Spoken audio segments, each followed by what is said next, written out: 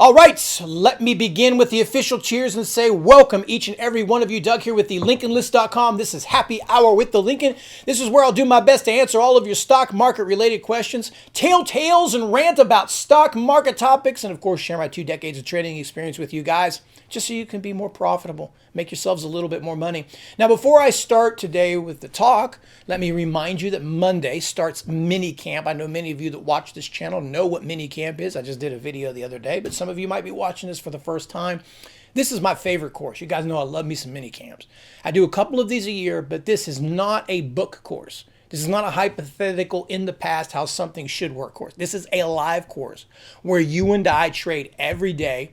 You have free access to the trade room. You trade with me. Every night we meet, we talk about strategies and setups and everything in between about trading. It's really a comprehensive program and a one-on-one program where we work together to conquer this market, to make some money together. That's what we're in this thing. We're like on this journey together. So you guys are interested in minicamp, I'll post the link right there. Also, take a look at the video.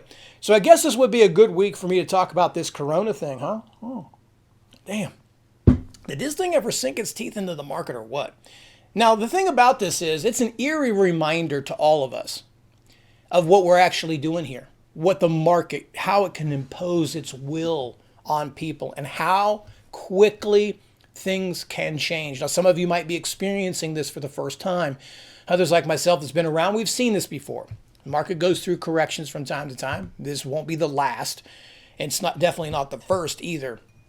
But it is a reminder because when you get into those ludicrously bullish, I'm using that word again, years like 2019 where it felt like every day all it did was melt up and every piece of bad news that hit the market was just kind of like water off of a duck's back, then all of a sudden you get this aggressive, massive sell-off. It's an eye-opener. And it's like the old saying they always have, you know, stocks take the staircase up and the elevator down. And that is a very common situation. That's exactly what happened in this situation. That is exactly what has happened here. And I think we're trading right now back to levels where we were in August. So basically, if you had bought the market in August and rode up 5-6 months worth of gains, you pretty much lost all those gains if you held in just 5 trading sessions. I mean, basically 5 trading sessions took out 6 entire months of gains. I mean, that's just nasty. Now, I'll admit I was wrong. I thought once we got a sniff of 30K, we were going to do that regardless. And again, it's an eerie reminder that there are no sure things in trading, and things can happen at any minute, and anything can come by at any time, and we don't necessarily know what it was. There's been a lot of things that come by and hit this market before that should have taken it down, and it didn't. And this, maybe some of you look at it and you learn about coronavirus and you think oh, maybe it's not as bad as what they're making it out to be, but it's not really our call. So I think based on this, I'm going to just say right up front, I'm not a coronavirus expert. And I'm also going to say I don't really know what the overall impact is. But here's the thing I want to talk about when it comes to the educational part of this. This will allow us to touch upon something I talked about, risk on and risk off. And I know I've done a topic about this before, but it's a really important thing for everyone to understand. And the risk on, risk off scenario is when a market is playing into your favor. Things are working into your favor. Volatility is lower in names. It allows you to be more aggressive with your position sizing. It allows you to take more risks and leverage more of your money. You know, you hear a lot of traders talk about cash, raising cash or not. So you can use all of your portfolio in a scenario like 2019. That was ludicrously bullish. You could use all of your cash. All of it should be on the table at all times, working for you while the market was acting like that. Now you're in a situation where there's no way in hell you can do that. You're down to like a nibble status where you can't. While the market was starting to sell off from the beginnings of it, was the time to start raising cash. Raising cash also meaning selling positions. So this is a very important thing for people to understand because a lot of traders and investors come in and think it's going to be the same way all the time. The market changes and it changes often. And you've got to be willing to change with it if you intend on staying here and most importantly, profiting over the long term. So this is a reminder, guys. I'm not going to go into it in detail, but there's a time for you to lay all your chips on the table. And there's a time for you to kind of, turtle up And this is a turtle up time. It doesn't mean you can't pick up some shopping list or buy some things or pick up a few things, but you've got to maintain risk on that. Now, also, it's about, when I say risk on and risk off, it's also the behavior of a trader. When the market was really ludicrously bullish, you could allow yourself to be flexible on stops. You could use mental stops. You could allow some flexibility and some room in your positions and be okay. You can't do that now because everything has been expanded. The ranges have been expanded.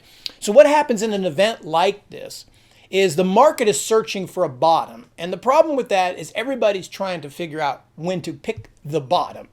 And you can't do that. You just have to let the market do what it wants to do and you act accordingly.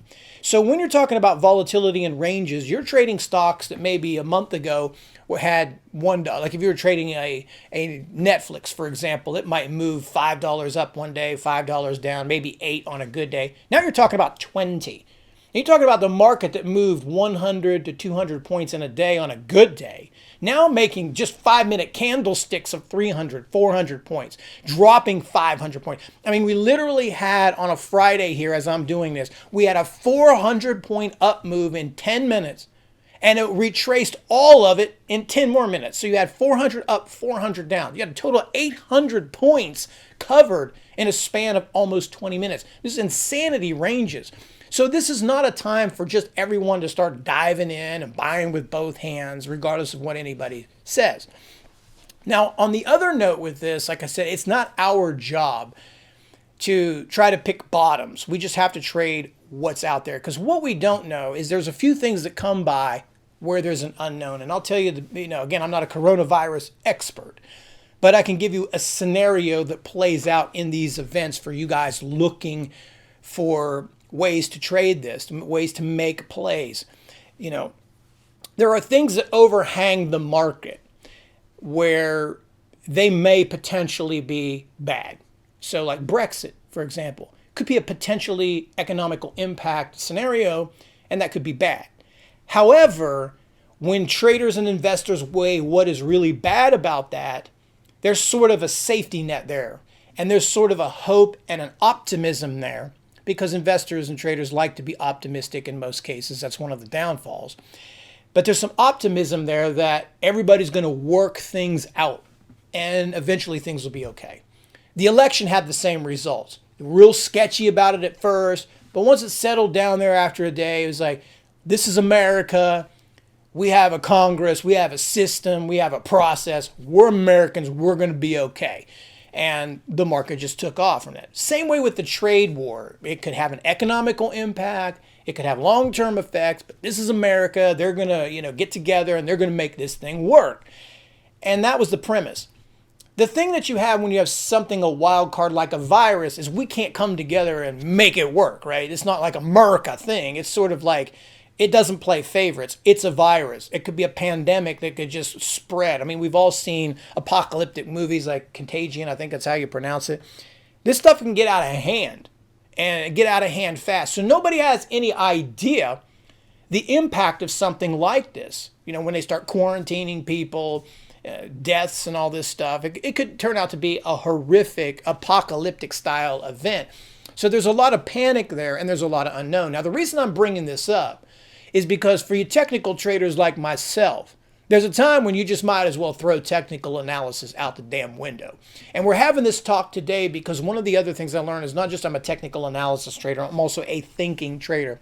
Part of you being successful is sticking around for the long term, is trading through many different types of environment and assessing those types of environments and what the impact they have. So when I go back to 2008, the experience I'm carrying from back then to now was like, I remember when people couldn't get their money out of the bank. Now that's a rideable scenario. That's not a trade war type of scenario. That is a scenario where if people don't get money out of the bank and can't buy food and groceries for their family and stuff like that, they're going to be walking down the street with baseball bats and shotguns. That's the type of an event that can happen. And that scared people with just cause. It's something like, there's no more money in the banking system. That's scary as hell. Having mass quantities of people dying, having people not traveling because they're scared to death and panicking. Those are terrible events. And when you have situations like that, forget about technical analysis, because moving averages, support and resistance, floor pivots, all that kind of stuff, is not going to work. If there's panic, it's not going to work. And the thing you have to understand is panic is 10 times more powerful than greed. That emotion itself, panic and fear, drives people mad. We have this natural fight or flight response that's programmed into us. And we've all been in a situation, not pointing fingers, I've done several times. We've all made terrible, terrible decisions under panic, have we not? We all panicked and got emotional over a decision, and man, we made the wrong one. And that's what people do when it comes to their money. So you have to be prepared for all of that. So I'm not going to sit here and tell you I know where there's a bottom. For me, it's a day-by-day thing. And what I've had to do is just change the way I'm trading. Lower position sizes, tighter stops. I got to use a stop, because if I'm trading the market, like I said, I was trading futures. If I'm trading the market, I can't walk away and go make a sandwich and come back to a 300-point downer. I can't do that. I either have to trade that way or not trade at all. So I have to make that choice. So when you're thinking about this, guys, in a recap, remember, the market will always do this. Now, we'll come out of this at some point. There will be a bottom, but it's not up to us to decide. It's up to the market to decide. And at this point, it's down so damn much you don't have to be the first one at the table to buy it. I'm not a virus expert, but viruses can be very bad. And the market is really headline sensitive now. So if there's a school in Iowa that gets quarantined or some kids start getting it, then more shit's going to hit the fan, regardless of technical analysis or regardless if we're oversold or not, because that's panic, and people will act irrationally out of panic. And that's all there is to it. So you got to remember that. The thing is, it all comes with experience. And this is why you should come to that mini camp, guys. It's all about experience. You've got to be there. You've got to take it day by day. Trading and investing is a day by day thing. You've got to work it day by day. You got to pay attention to what's happening, and you have to change. If you don't change with it, it'll change you. Change you for the worst. It'll make you all grumpy and shit. You don't want that. So anyway, guys, I appreciate you watching this happy hour. Thanks again. As always, reach out to me if you need help. Support at thelincolnlist.com. Until next time, cheers.